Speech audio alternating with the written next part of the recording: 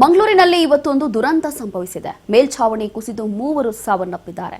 ಹಾಗಾಗಿ ಮಂಗಳೂರಿನ ಕಂಕನಾಡಿ ಪ್ರದೇಶದಲ್ಲಿ ನಡೆದಿರುವಂತಹ ಒಂದು ದುರ್ಘಟನೆ ಇದು.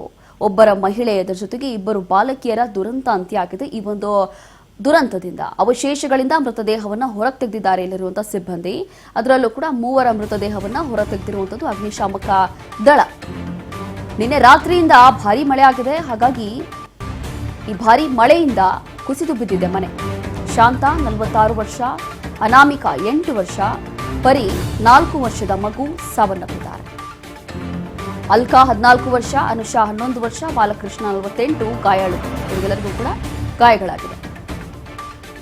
ಹೀಗೆ ಇವತ್ತು ಮೇಲ್ಛಾವಣಿ ಕುಸಿದು ಸಂಭವಿಸಿರುವಂತಹ ಒಂದು ದುರಂತ ಇದು. ಮಂಗಳೂರಿನಲ್ಲಿ ನಡೆದಿರುವಂತಹ ಒಂದು ದುರ್ಘಟನೆ ಇದು. ನಿನ್ನೆ ರಾತ್ರಿಯಿಂದ ಭಾರಿ ಮಳೆ ಆಗಿದೆ ಈ ಭಾಗದಲ್ಲಿ. ಹಾಗಾಗಿ ಇದೀಗ ಮೂವರು ಸಾವನ್ನಪ್ಪಿದ್ದಾರೆ. ಮೇಲ್ಛಾವಣಿ ಕುಸಿದು ಮೂವರು ಸಾವನ್ನಪ್ಪಿದ್ದಾರೆ. ನಿನ್ನೆ ರಾತ್ರಿ ಭಾರಿ ಮಳೆ ಆಗಿತ್ತು ಈ ಭಾಗದಲ್ಲಿ. ಹಾಗಾಗಿ ಈಗ ಈ ಮೇಲ್ಛಾವಣಿ ಕುಸಿದು ಮೂವರು ಸಾವನ್ನಪ್ಪಿದ್ದಾರೆ. ಇನ್ನು ಹಲವರಿಗೆ ಗಂಭೀರವಾಗಿ ಗಾಯಗಳಾಗಿದೆ ಅನ್ನೋ ಮಾಹಿತಿ ಕೂಡ ಸಿಗ್ತಾ ಇದೆ. ಮಂಗಳೂರಿನ ಕಂಕನವಾಡಿ ಪ್ರದೇಶದಲ್ಲಿ ನಡೆದಿರುವಂತಹ ಒಂದು ದುರ್ಘಟನೆ ಇದು. ಹೀಗೆ ಒಂದು ದೃಶ್ಯಗಳಲ್ಲಿ ಗಮನಿಸ್ತಾ ಇದ್ದೀವಿ. ಮೂವರ ಮೃತದೇಹವನ್ನ ಇಲ್ಲಿರುವಂತಹ ಸಿಬ್ಬಂದಿ, ಅಗ್ನಿಶಾಮಕ ದಳದ ಸಿಬ್ಬಂದಿ ಬಂದು ಮೃತದೇಹಗಳನ್ನ ಹೊರಗೆ ತೆಗೆದಿದ್ದಾರೆ.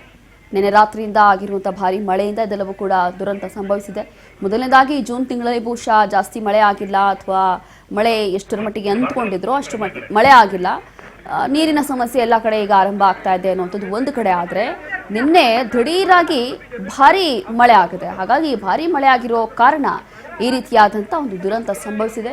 ಮೂವರು ಸಾವನ್ನಪ್ಪಿದ್ದಾರೆ. ಮೂವರನ್ನ ಬಲಿ ಪಡೆದುಕೊಂಡಿದೆ ಈ ಮಳೆ. ಈಗ ಒಂದು ಕಡೆ ದಿಢೀರಾಗಿ ರಣಬಿಸಿಲಿರುತ್ತಲ್ಲಿ, ಮತ್ತೊಂದು ಕಡೆ ರಾತ್ರಿ ಬರೋ ಮಳೆಯಿಂದ ಆಗುವಂಥ ಅವಾಂತರಗಳು ಇದೆಲ್ಲವೂ ಕೂಡ ಏನಾಗ್ತಾ ಇದೆ, ಅಥವಾ ಈ ವೆದರ್ಗೆ ಏನಾಗ್ತಾ ಇದೆ ಅಂತ ಹೇಳಿ ಗೊತ್ತಿಲ್ಲ. ಯಾವ ಟೈಮಲ್ಲಿ ಮಳೆ ಇರುತ್ತೋ, ಯಾವ ಟೈಮಲ್ಲಿ ಬಿಸಿಲಿರುತ್ತೋ ಏನೋ ಗೊತ್ತಿಲ್ಲ. ಆದರೆ ಈಗ ಮೇಲ್ಛಾವಣಿ ಕುಸಿದು ಮೂವರು ಸಾವನ್ನಪ್ಪಿದ್ದಾರೆ.